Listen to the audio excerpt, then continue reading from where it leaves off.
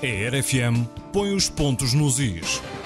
Uma hora de conversa com as mais destacadas figuras da nossa região. Todos os sábados, a partir das 10 da manhã, a RFM põe os pontos nos is. A Cidália realiza várias atividades e várias visitas às escolas de forma a incentivar a leitura e a escrita criativa. O seu trabalho gira muito à volta desse ponto. É realmente importante mudar a forma de ver a leitura e a escrita? Sim, começa desde cedo, da mesma forma como eu fui incentivada a escrever, a ler.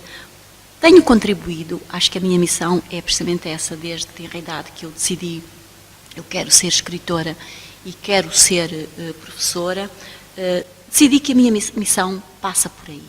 E é uma missão que muitos menosprezam, mas o que é certo é que é uma grandiosa missão. Pode não ter resultados imediatos, que não tem. Nós sabemos que a cultura não rende, não é?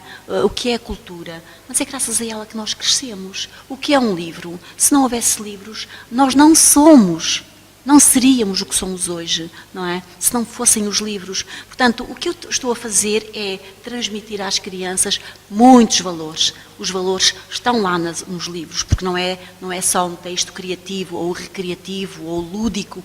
O que é certo é que perpassam pela minha obra, perpassa na minha obra valores com os quais eu me identifico e com os quais eu cresci também. E é importante mostrar às pessoas que, efetivamente, um livro é algo de muito valioso. Não é ou encostar para o lado, é algo vivo, é alguém, eu atrevo-me a dizer, é alguém que está ao nosso lado, com o qual crescemos. Eu costumo utilizar sempre a imagem, antes de chegarmos aqui batemos à porta e as pessoas abrem-nos simpaticamente a porta. Pegamos no livro, nós não precisamos sequer de bater à porta, o livro tem sempre a porta aberta, nem tem sequer fechadura, nem tem chave, é só tocar e ele deixa-se entrar, deixa-se penetrar, se quiserem. E nós entramos na aventura do livro e aprendemos sempre alguma coisa. Eu hoje, numa atividade que tive numa escola, pedi ao menino para me definir o que é um livro. E ele disse, é uma coisa, pronto, tudo bem, é uma coisa onde nós aprendemos, aí está a palavra-chave. Ele descobriu efetivamente o que é o livro. O livro é algo que nos ensina, sem sombra de dúvidas, pode ser mais ou menos importante. O que é certo é que nós crescemos sempre, graças aos livros. Sim, ensinam-nos muito, seja em todas as áreas. É evidente, é evidente. Chamo-me Fernando Pessoa e chamo-me José Saramago, são dois projetos mais juvenis. Como é que surgiram? Da minha paixão por Fernando Pessoa. Partilhamos a mesma paixão. Também, ainda bem, porque de facto é o grande autor, é o grande poeta. Eu agora estou a descobrir o Fernando Pessoa astrólogo. Há sempre uma faceta, e é isso que completa as pessoas, nunca se revela na totalidade. Há sempre algo que eu não conhecia em Fernando Pessoa, mais isto e mais aquilo, mais um texto. Eu tenho a obra completa do Fernando Pessoa. Não, isto é uma grande falácia, ninguém tem a obra completa do Fernando Pessoa, mas aquela mais comezinha, mais conhecida, eu tenho, porque eu, para fazer um livro sobre Fernando Pessoa, tive que ler tudo o que existia sobre Fernando Pessoa. Claro que há inéditos ainda, há textos que não são conhecidos ainda, estão na grande arca, naquela arca que ele transportava de quarto para quarto.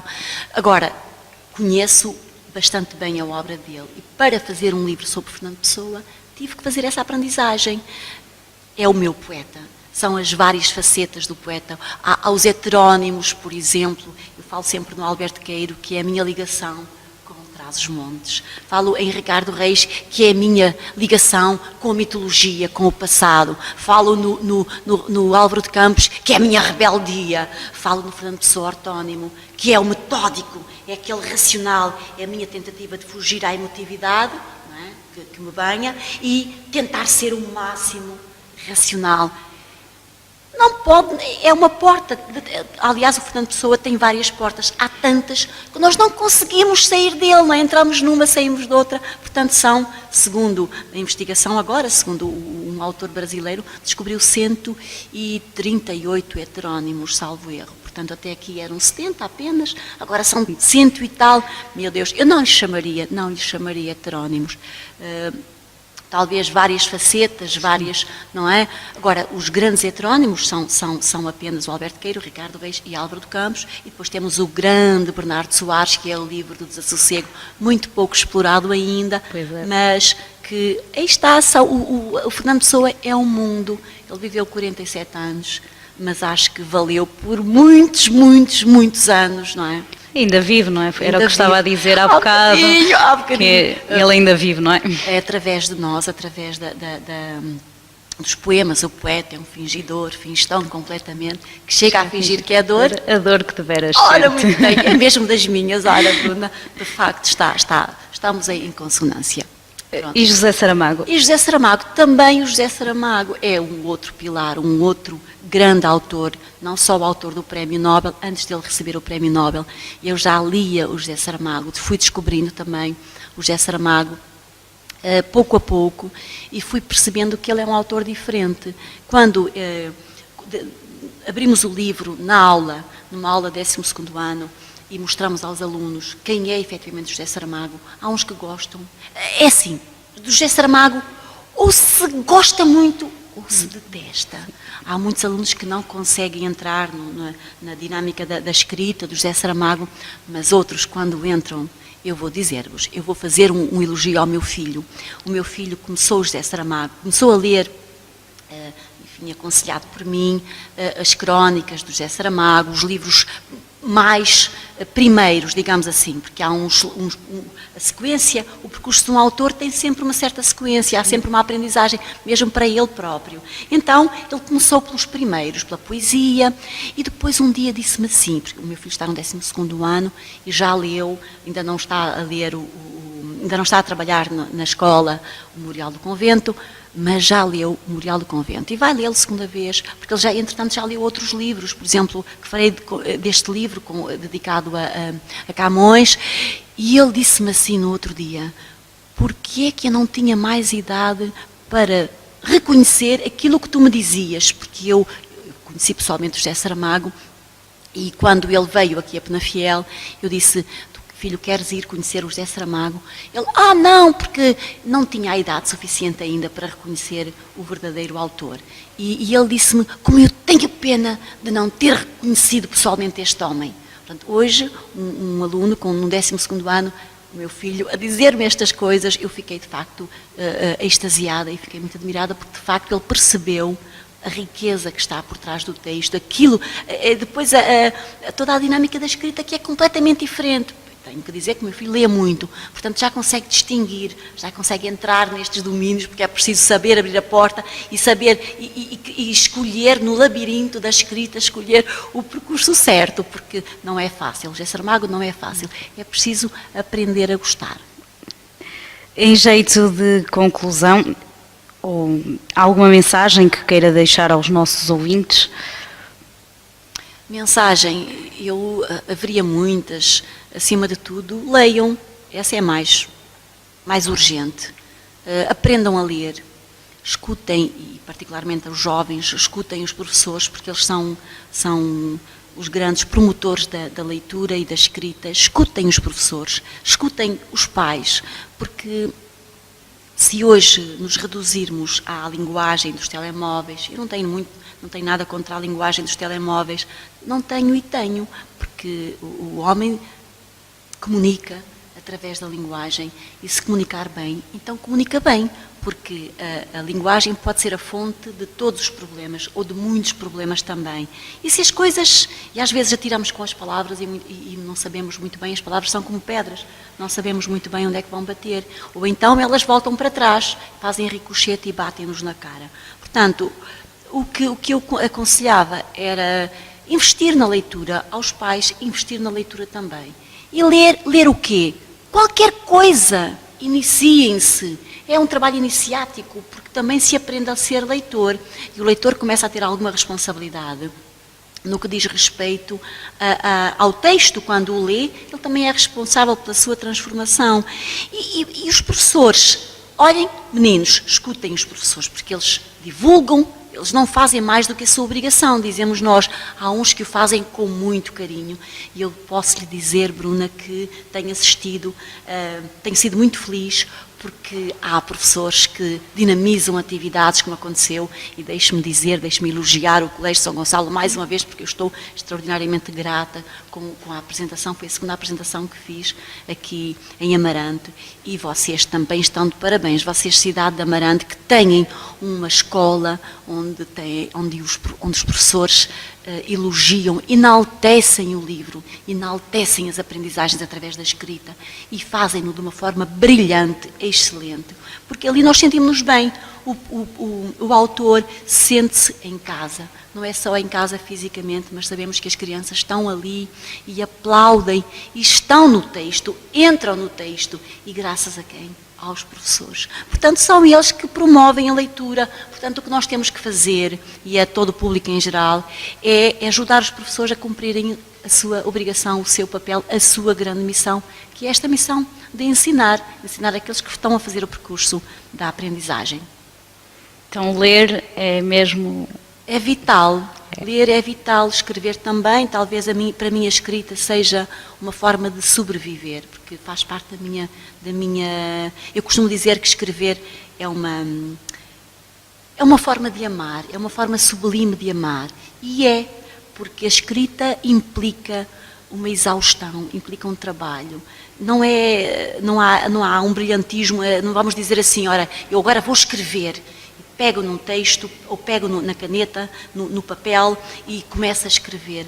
Há toda uma preparação, há uma mensagem que tem que passar por determinados valores. E escrever implica muito, muito, muito trabalho. E tem que ser feito, é um processo que tem que ser feito com muito carinho. E temos que saber que, e a escrita para um público infantil-juvenil exige muito mais.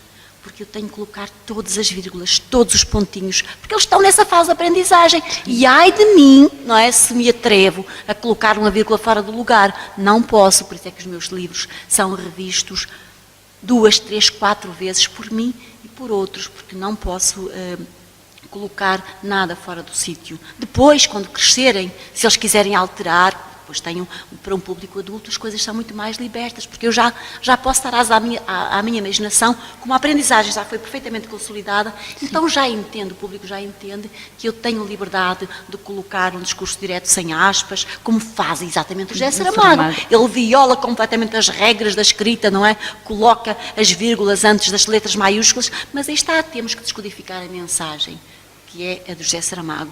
Portanto, para um público infantil-juvenil ou infantil, é preciso ter muito, mas muito cuidado, não é? É um trabalho árduo.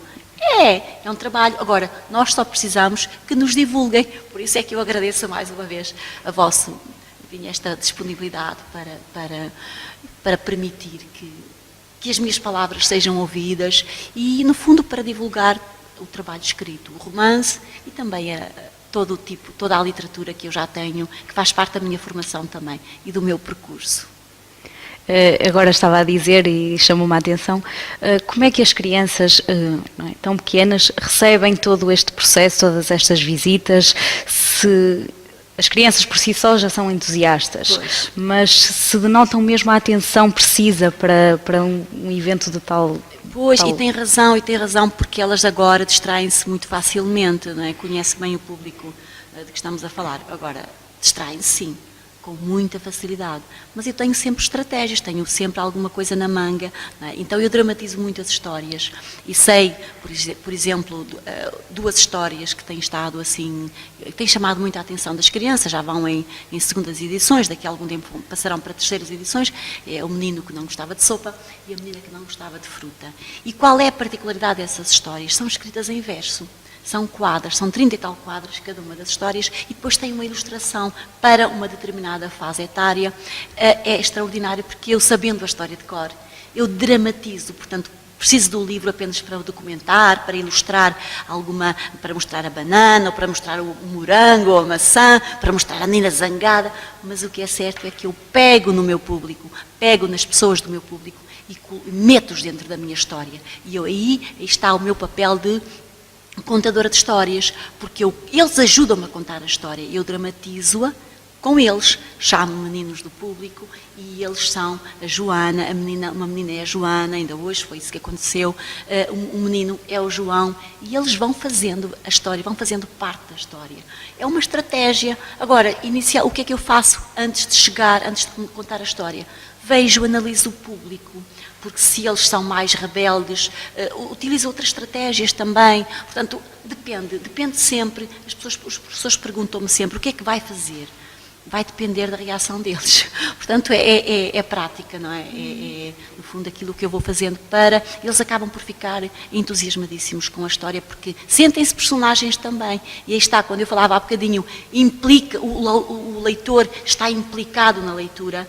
Também aqui o leitor, muitas vezes eles nem sabem ler ainda, mas o ouvinte está implicado na narração da história. Portanto, e trago-os para o palco, para o cenário, e coloco-os dentro do livro. Eles sentem-se personagens. E depois há uma atração, por exemplo, por meninos que têm alguma dificuldade. Hoje, a criança que fez, numa escola do Porto, da Maia, a criança que fez de João, tem síndrome de Asperger. Sim. E as pessoas dizem-me assim, como é que tem olho para estas crianças assim? Não sei. O que é certo é que muitas vezes peço a esses meninos que têm problemas, que têm, por exemplo, este é que tinha síndrome de Asperger, estava irrequieto, e eu trouxe-o para a minha história. Não imagina como ele reagiu de uma forma extraordinária, de uma forma brilhante. E os professores ficam admirados como é que eu tenho essa sensibilidade. Talvez com a prática, pronto, é assim. Então, considera que a sua missão está a ser... Sim, com a ajuda de muita gente, claro que nós estamos sempre acompanhados e não estamos sozinhos no mundo, como digo, com os professores, com a editora também, que tem tido um papel importante na divulgação, e se não fosse a editora também ficaríamos muito amodorrados, ficaríamos muito fechados no nosso mundo, não é? Portanto, a editora é a grande empresa que divulga o livro. E o Livro Direto tem, de facto, sido incansável na promoção das atividades nas escolas. Eu costumo dizer que quando não estou na minha escola, porque também tenho que dar importância ao meu trabalho, como é evidente, como professora, quando não estou na minha escola, estou efetivamente noutras escolas. E estou noutras escolas, não é? Agradeço a sua presença aqui no programa, desejo-lhe o maior sucesso e as maiores felicidades para os seus projetos e para si. Assim foi mais um Pontos nos Is. Tenham o resto de uma boa tarde.